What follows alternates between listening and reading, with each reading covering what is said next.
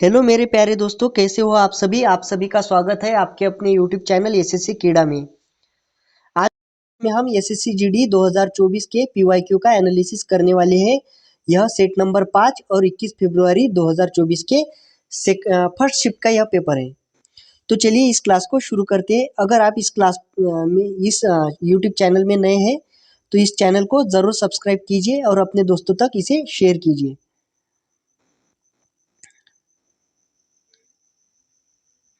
तो पहला प्रश्न है कि 2.3 के ऊपर बार है प्लस 4.3 के ऊपर बार है, तो हमें क्या करना है, इसका मान निकालना है। तो मेथड तो कई है, हम क्या करेंगे, 2.3 के ऊपर बार है प्लस 4.3 के ऊपर बार है। हम क्या करेंगे कि ये वाले 2 है, इसको हम 4 के साथ जोड़ेंगे, तो यह क्या हो रहा है, ये हो रहा है 6 प्लस करेंगे। अब इनको जोड़ेंगे, इनको जोड़ने पर क्या आएगा, 3 के ऊपर बार है प्लस 3 के ऊपर बार है, तो हम क्या करेंगे, 3 के ऊपर बार और 3 के ऊपर बार, यानी कि यह टोटल बन गया 6 के ऊपर बार। अब किसी भी संख्या के ऊपर बार होना यानी कि उस संख्या के बट्टे में 9 आ जाती है। तो यहाँ पर क्या होगा, 6 के नीचे यानी कि 6 के बट्टे में 9 सॉल्व करेंगे तो यहाँ पर 2 और यहाँ पर 3, यानी कि 6 प्लस 2/3। यह सब आपको अपने दिमाग में ही करना है। आपको इस स्टेप के बाद सीधा यही स्टेप आपको करनी है।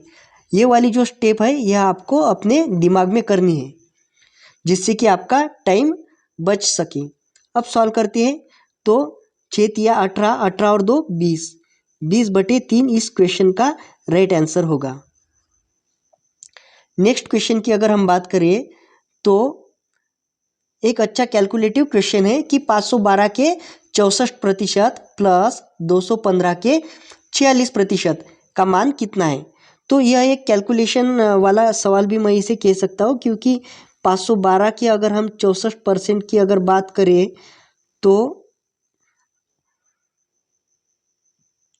आपको इसे सॉल्व करना होगा। जैसे कि यहाँ पर अगर मैं बात करूँ कि 4 से मैं इसे काटूंगा तो ये जाएगा 16 बार और ये जाएगा 25 बार।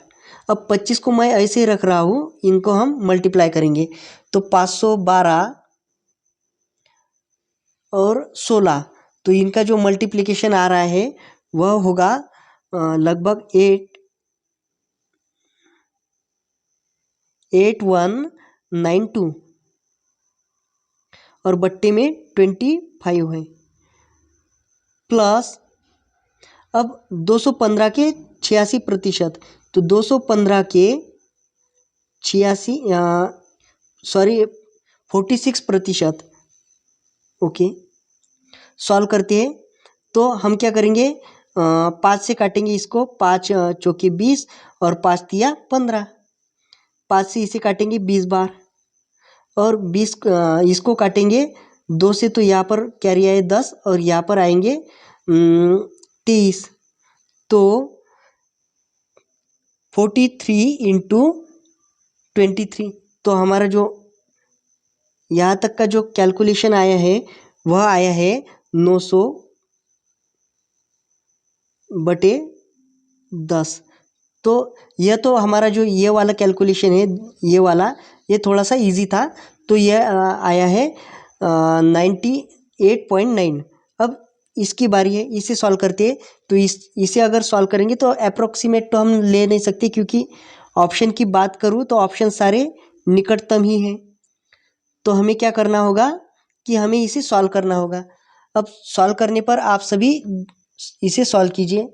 तो क्या है, मैं कैलकुलेटर से कर रहा हूँ, 8192 डिवाइडेड बाय 25, क्योंकि वीडियो ज़्यादा लंबा ना बने इसलिए मैं ये सब कर रहा हूँ। आई होप आपको कोई दिक्कत नहीं होगी। तो 327.68 और प्लस में हमें कितना जोड़ना है, 98.9।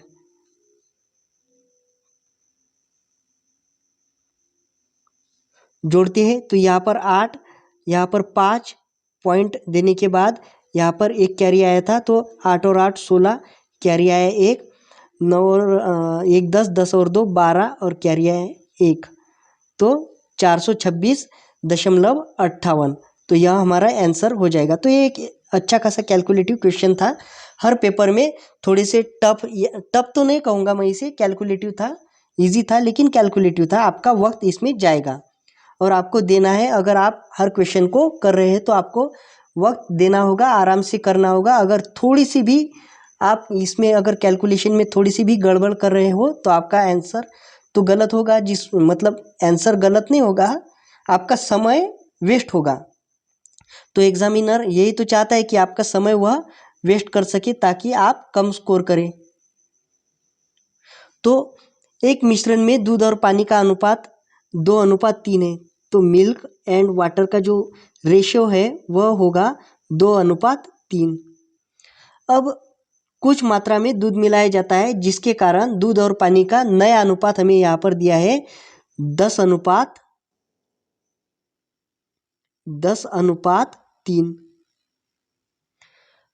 तो प्रारंभिक मिश्रण के प्रतिशत के रूप में दूध कितना मिलाया गया है। अब आप एक बात बताओ, मिलाया क्या गया है? तो आप कहोगे दूध मिलाया गया है, यानी कि पानी तो सेम होगा। जितना पानी पहले मिश्रण में था उतना ही पानी बाद में भी रहा होगा, पानी तो नहीं मिलाया, तो पानी सेम होना चाहिए। अब पानी सेम होने के लिए हमारे पास जो यहाँ पर इसमें रेशो में पानी का जो अनुपात है वो यहाँ पर हमें सेम दिखाई दे रहा है, यानी कि अब हमें कोई हेरफेर करने की ज़रूरत नहीं है। लेकिन बहुत से क्वेश्चंस में हमें इसे इक्वल करना होता है। अब यहाँ पर इक्वल ये ऑलरेडी दिया हुआ है, तो यहाँ पर कितने का अंतर आ रहा है? आप कहोगे 8 यूनिट का अंतर यहाँ पर आ रहा है। यानी कि पहले जो पुराना मिश्रण था वह कितना था? तो 5 यूनिट था। नया मिश्रण कितना है? तो 13 है, यानी कि 8 का अंतर है, 8 यूनिट का अंतर है ना। और प्रतिशत के लिए 100 सॉल्व करेंगे तो 5 से इसे काटूंगा 20 बार और 20 × 8 यानी कि 160%। नेक्स्ट क्वेश्चन, यह अब आप ही देखिए, आप इस पेपर को जैसे सॉल्व कर रहे हो आपको पता चल रहा होगा कि कुछ क्वेश्चन कैलकुलेटिव है और कुछ इजी है। जैसे कि यह क्वेश्चन की अगर बात करें तो यह एक इजी क्वेश्चन है जो कि आपको एक फ्री हिट की तरह मिल गया। तो सॉल्व कैसे करोगे? तो सबसे पहले हम क्या करेंगे, इस छुटकू ब्रैकेट को सॉल्व करेंगे। तो यहाँ पर 5 आ रहा है और 5, तो मैं इसे इस प्रकार से लिख रहा हूँ, देखिए 2 × 5 और बट्टे में 2। अब 2 से 2 कैंसल और 6 और 5 11। तो हर क्वेश्चन आपको टफ मिलेगा या हर क्वेश्चन आपको इजी मिलेगा, ऐसा बिल्कुल नहीं होगा। आपको जो एसएससी जीडी का लेवल वैसे भी ज़्यादा टफ होता नहीं है, आसान ही क्वेश्चन आपको देखने को मिलेंगे। लेकिन कुछ कैलकुलेटिव आप इसे कह सकते हो, बस उतना ही होगा कि आपको कैलकुलेटिव क्वेश्चंस देखने को मिलेंगे। तो P और Q मिलकर एक काम को 30 दिन में पूरा कर सकते हैं। तो P + Q किसी काम को 30 दिन में कर रहे हैं। Q और R, Q + R, यह दोनों कितने दिन में कर रहे हैं? तो यहाँ पर थोड़ा सा आपको कैलकुलेटिव दिया है, लेकिन आपको इसको इस तरह से बिल्कुल नहीं लिखना है। आप इसका दुगना करके बटे 2 कीजिए, जिससे कि मैं यहाँ पर लिख रहा हूँ कि 75/2 दिन में। अब जो R और P है वह कितने दिन में कर रहे हैं? तो 150 दिन में। अब आपको इनका जो एलसीएम लेना है तो वह आपको आसानी होगी। क्यों? क्योंकि इनका जो एलसीएम होगा वह 150 होगा। 150 होने के बाद अब यहाँ पर बात करूँ तो यहाँ पर 5 बार भाग जा रहा है, यहाँ पर कितना जा रहा है? 4 बार, और यहाँ पर 1 बार। तो टोटल इन तीनों का एक दिन का कार्य कितना बन रहा है? तो 5 और 4 9, 9 और 1 10। तो इनका जो एक दिन का कार्य है वह 10 यूनिट कार्य है। टोटल कितना कार्य है? 150। अब आप यहाँ पर एक बात बताओ कि हमने जो पी लिया है, यहाँ भी पी लिया है, यहाँ भी पी लिया, यानी कि एक ही पी को हमने 2 बार लिया, यह भी क्यू लिया है, यह भी क्यू लिया है, तो एक ही क्यू को हमने 2 बार लिया। सेम उसी तरह यहाँ आर और यहाँ भी आर है, तो हमने हर एक व्यक्ति को व्यक्ति को अगर हम मान के चले तो हर व्यक्ति को हमने 2 बार लिया, तो क्या हम इसे भी 2 से मल्टीप्लाई करें? आप कहोगे जी हाँ, बिल्कुल आपको करना पड़ेगा। तो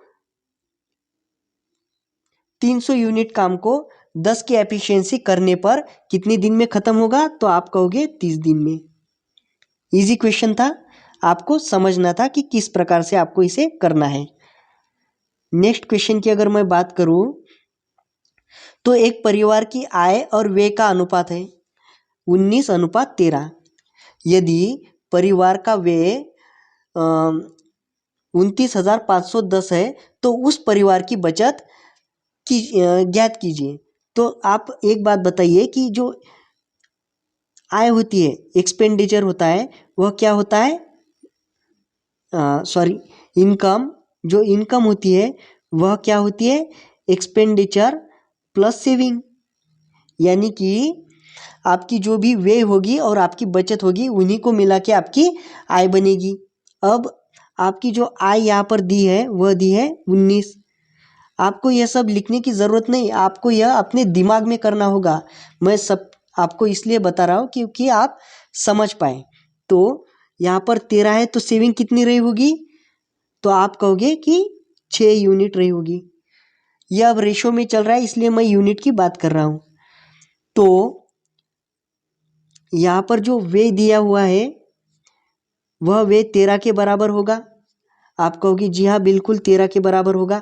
तो आपको इसे 13 से भाग करना होगा। तो 13 दूनी 6, अब 13 दूनी 26।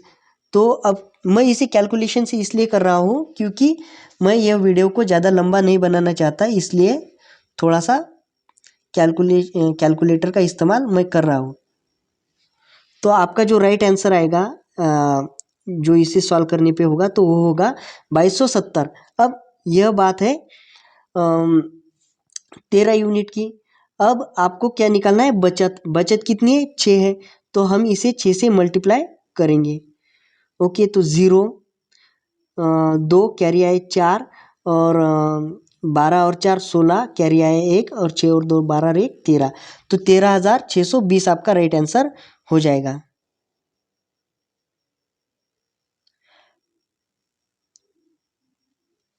अरविंद एक काम को 20 दिनों में और बख्शी उसी कार्य को 22 दिनों में कर सकते हैं। तो अरविंद 20 दिनों में कर रहा है, बख्शी कितने दिन में कर रहा है? 22 दिन में। इनका जो एलसीएम होगा मैं सीधी सीधे इसको 220 मान रहा हूँ। अब जो अरविंद है वह एक दिन की उसकी क्या एफिशिएंसी रही होगी? तो आप कहोगे 11। और जो बख्शी है उसकी क्या एफिशिएंसी रही होगी? तो 10। अब बोला क्या गया है कि यदि वे 5 दिनों तक एक साथ मिलकर कार्य करते हैं, तो 5 दिनों का हम कार्य देखेंगे तो एक दिन में उन दोनों का कितना हो रहा है? तो आप कहोगे 21 यूनिट। और 5 दिनों तक उन्होंने कार्य किया है तो कितना बन रहा है? 105। अब 105 तो काम इनका खत्म हुआ है, तो शेष कितना बचा है? तो 5 1 और 1, तो 115 कार्य इनका बचा हुआ है। कितने में से? तो 220 में से। 220 में से 115 बचा हुआ है। अब क्या करेंगे? 5 से डिवाइड करो, तो 5 दूनी 10 कैरी आए 1 5 दिया 15 23 और नीचे क्या आ रहा है? 5 से भाग करेंगे तो 44। ये बड़ा दमदार क्वेश्चन है। कैसे? तो आपको क्या करना है, मैं ये आपको इसलिए बता रहा हूँ क्योंकि आप इसे अगली जब भी ऐसे क्वेश्चंस को आप देखोगे तो आप एकदम फास्ट तरीके से कर पाओगे। मैं आपको बेसिक से समझा रहा हूँ। तो 0.5 है, इसका आपको स्क्वायर करना है, तो 0.5। तो आप सभी जानते हैं कि 5 का जो स्क्वायर होता है वह तब 25 होता है। यहाँ पर कितने घर के बाद पॉइंट आ रहा है? एक घर और ये 2 घर, तो आपको यहाँ भी 2 घर के बाद पॉइंट देना है। तो पहले वाले का इतना आ गया। अब दूसरे वाले की अगर मैं बात करूँ तो 0.05 इंटू 0.05। अब आप 25 होगा ये तो जानते ही होंगे। पॉइंट कितने के बाद आएगा ये आप इसमें देखो कि यहाँ पर कितने घर है, 1 2 3 4। तो यहाँ भी नीचे भी 4 घर के बाद पॉइंट आना चाहिए, 1 2 3 और 4 यहाँ पर आना चाहिए। अब आप एक बात बताओ कि अगर यहाँ पर 2 घरों के बाद अगर पॉइंट आ रहा है तो जो स्क्वायर करने पर कितने घरों के बाद आएगा, 4 घर के बाद। तो अगले बार आप क्या करोगे, जैसे ही यहाँ पर 2 देखोगे तो आप क्या करोगे, 4 घर के बाद पॉइंट दे दोगे। यहाँ पर 1 घर के बाद है तो यहाँ पर 2 घर के बाद। अब बात करें कैलकुलेशन की, वो तो आप इजीली कर सकते हो, उसमें कोई दिक्कत नहीं है।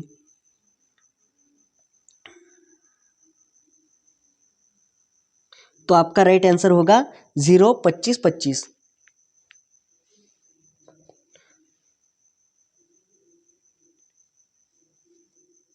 नेक्स्ट क्वेश्चन, 600 मीटर लंबी एक रेलगाड़ी है। रेलगाड़ी विपरीत दिशा में चल रहे एक व्यक्ति को 20 सेकंड में पार करती है। यदि रेलगाड़ी की चाल जो है व्यक्ति की चाल की 5 गुनी है तो रेलगाड़ी की चाल कितनी।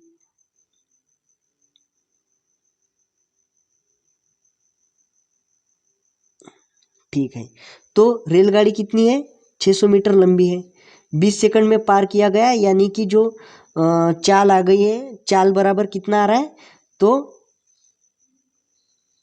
30 मीटर पर सेकंड। ओके ठीक है।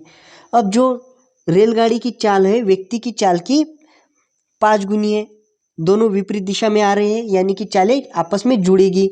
जुड़ने के बाद कितनी होगी, अगर मैं बात करूं तो 5 और 1 6 यूनिट बराबर 30 मीटर प्रति सेकंड है, तो 1 यूनिट बराबर क्या होगा, 5 मीटर प्रति सेकंड। इतना क्लियर है आपको। अब बात करेंगे कि हमें आंसर देना है किलोमीटर प्रति घंटे में। तो क्या करेंगे कि जो 5 है उसको हम 18/5 सॉरी एक मिनट। तो 1 यूनिट बराबर हमारा आया है 5। अब क्या बोला गया है कि रेलगाड़ी की चाल, अब रेलगाड़ी की चाल व्यक्ति की चाल से कितनी गुनी है, आप कहोगे 5 गुनी है। तो 5 और यह 1 यूनिट बराबर 5 आया तो टोटल हुआ 25। अब क्या बोला गया है कि किलोमीटर में हमें चेंज करना है, तो कोई बात नहीं, अब तो 18/5 है ही, इससे हम मल्टीप्लाई करेंगे 25 को, हमारा जो राइट आंसर है वह निकल के आ जाएगा 90। अगर व्यक्ति की चाल बोली जाए तो 18/5 से हम क्या करेंगे, 5 को डिवाइड करेंगे तो उसकी चाल निकल के आ जाएगी 18 किलोमीटर प्रति घंटे की रफ्तार।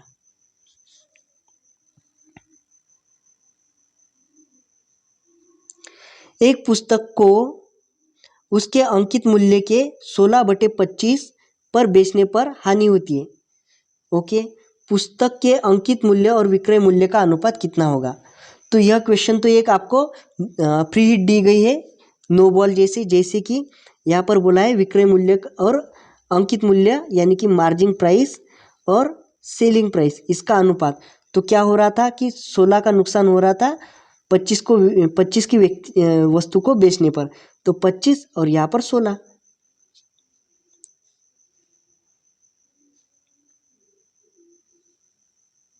रमेश का वेतन रमन के वेतन से 20% अधिक है। तो मैं यहाँ पर रमेश लिख रहा हूँ और यहाँ पे रमन लिख रहा हूँ।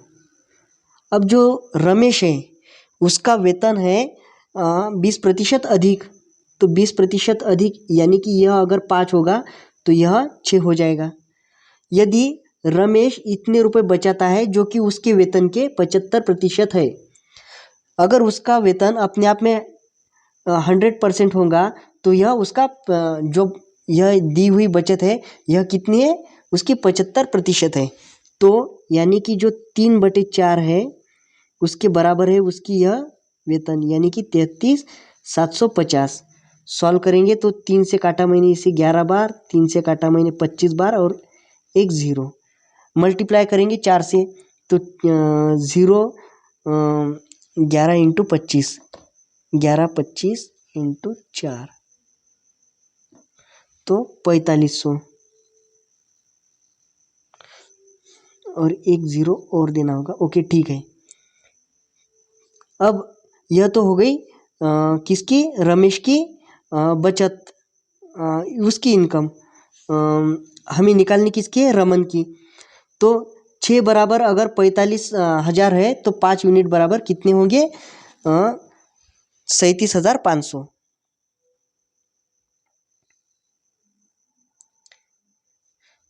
35 कर्मचारियों की औसत आय के रुपए है।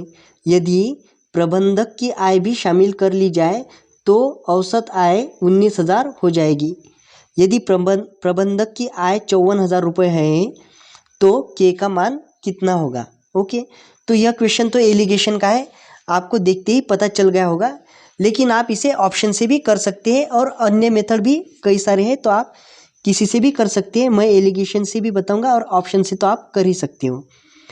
तो 35 कर्मचारी है और उनका जो औसत है वह के है। एक कौन प्रबंधक आया जिसका जो आय है वह क्या है, 54,000 है। अब उनकी जो एवरेज आय बन रही है कितनी बन रही है, 19,000 बन रही है। 19,000 इनकी एवरेज आय बन रही है। अब अगर हम एलिगेशन की बात करें तो यहाँ पर कितना आएगा, इसका अंतर 54 में से 19 गया तो 35, यानी कि यहाँ पर 35,000 है, सॉरी यहाँ पर 35,000 है। तो एक यूनिट की वैल्यू यहाँ पर कितनी आ रही है, 1,000। एक यूनिट की वैल्यू कितनी आ रही है, 1,000। तो ये वाले 1,000 हमें क्या करने होंगे, इस 19 में से घटाने होंगे, जिससे कि हमारा के का वैल्यू यहाँ पर आ जाएगी। दूसरा जो तरीका है वह ऑप्शन से भी होगा। आप ऑप्शन में के स्थान पर 18,000 रखेंगे तो भी आपका आंसर आसानी से आ जाएगा।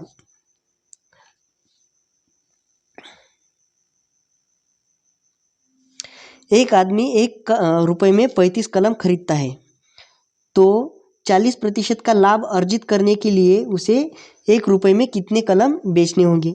ये तो आपको फ्री हिट मिल गई। तो 1 कलम बेच रहा है, 1 रुपये में बेच रहा है 35 कलम, 40% यानी कि क्या हो रहा है, 5 से 7। ओके, सॉल्व करेंगे, 7 से काटा मैंने इसको 5 बार, और 1 रुपये में उसे बेचनी होगी 25। अभी अभी हमने एवरेज का सेशन लिया था जिसमें हमने एवरेज के लगभग सारे टाइप्स कवर कर लिए हैं। उनमें से ही यह एक लेफ्ट हैंड जॉइंट का क्वेश्चंस यहाँ पर आए हैं कि 22 शिक्षकों की औसत आयु 64 वर्ष है।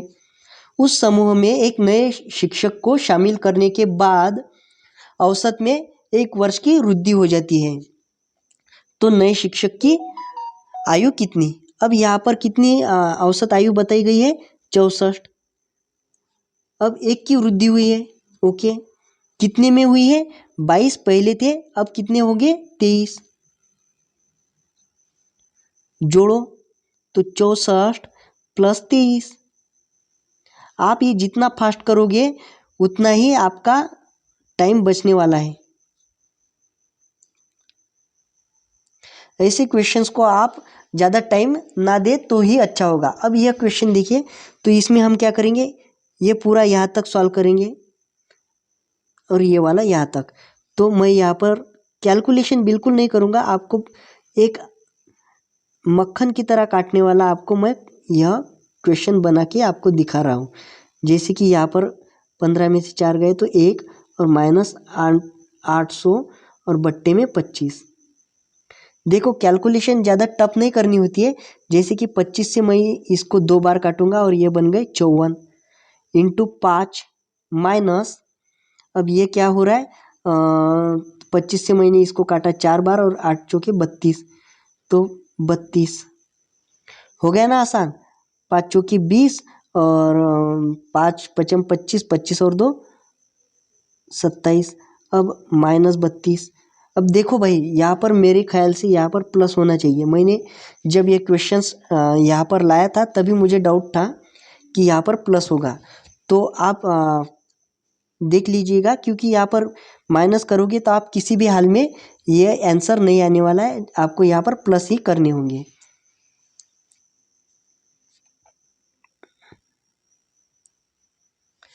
एक निश्चित ब्याज दर पर 2 वर्षों के लिए एक मूलधन पर साधारण ब्याज और चक्रवृद्धि ब्याज जो वार्षिक रूप से संयोजित है यहाँ पर दिए हुए हैं, तो मूलधन हमें निकालना है। हमने लास्ट शिफ्ट में भी सेम ऐसा ही क्वेश्चन किया था। तो क्या है कि 2 वर्ष का यहाँ पर हमें ब्याज दिया गया है 12,000 रुपये। तो 1 वर्ष का कितना होगा?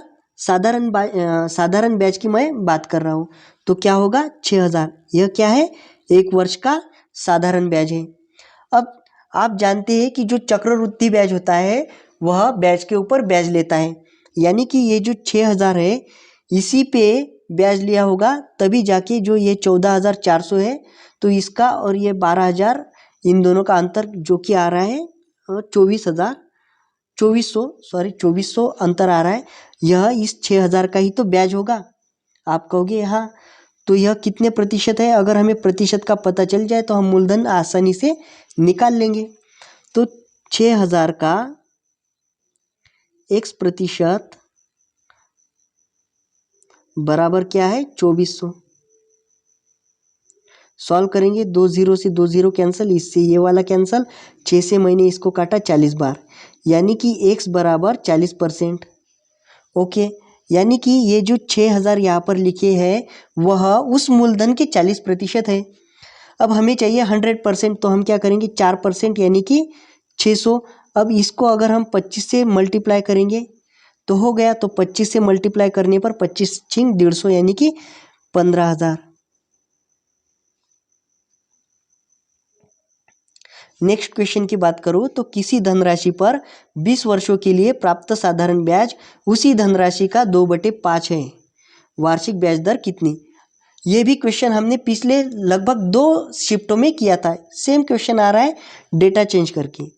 तो क्या होगा कि इंटरेस्ट क्या है? 2 है, प्रिंसिपल क्या है? 5 है। ओके, टाइम कितना है? 20 वर्ष है, और रेट हमें निकालनी है, तो R/100। सॉल्व करेंगे तो यहाँ पर ये गया 2 से गया 5 बार, 5 से कैंसल, 2 बराबर R, तो रेट कितना निकल के आया? 2%। तो ये क्वेश्चन थोड़ा सा कैलकुलेटिव है, इसलिए मैं इसे आखिरी में करूँगा, और ये वाला क्वेश्चन हम थोड़ा सा पहले करने वाले। तो यदि कुल वस्तुओं का 70% 20% के लाभ पर बेचा जाता है और शेष वस्तुओं का 10% की हानि पर बेचा जाता है, तो कुल लाभ प्रतिशत कितना होगा? मान के चलो कि कोई वह वस्तु 1,000 है। अब 1,000 का 70% यानी कि 700 को बेचा 20% पे, यानी कि 20% के लाभ पे, तो क्या होगा? 12/10। और शेष वस्तु यानी कि 300 को बेचा 10% की हानि पे, यानी कि 9/10। सॉल्व करेंगे तो ये 0 से 0 कैंसल, यहाँ पर हो गया 840, और यहाँ पर कितने हो रहे हैं? 9 तिया 27, 270।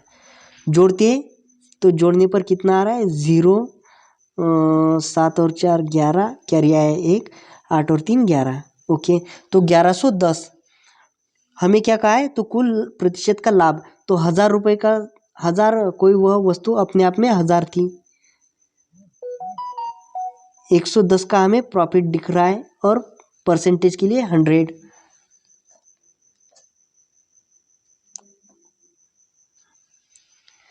सॉल्व करेंगे, 2 0 से 2 0 कैंसल, इससे ये कैंसल, तो कितना प्रतिशत का हमें लाभ दिख रहा है? 11% का। ओके, अब बात करते हैं इस क्वेश्चन की। तो यह क्वेश्चन हमने लास्ट में इसलिए रखा क्योंकि यह थोड़ा सा टिपिकल कैलकुलेशन का था। तो उस त्रिभुज की ऊंचाई ज्ञात कीजिए जिसका आधार उसकी ऊंचाई का 5/7वां भाग है, और जिसका क्षेत्रफल क्या है? 18.207 सेंटीमीटर स्क्वायर है।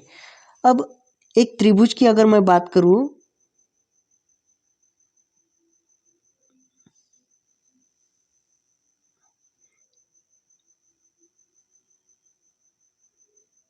ओके ठीक है, तो इसका जो आधार है, आधार यानी कि ये वाला पोर्शन, वह ऊंचाई के 7/5 है, यानी कि ऊंचाई अगर 7 है तो इसका जो आधार है वह कितना है, 5 है।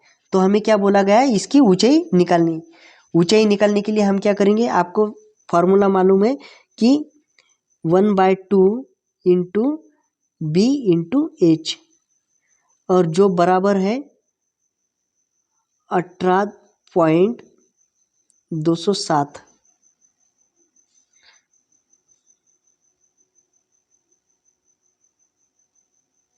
ओके, तो सॉल्व करते हैं।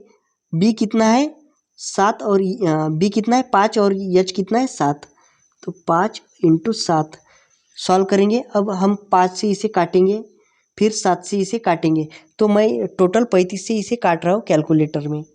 तो 18.207, तो कितना आ रहा है,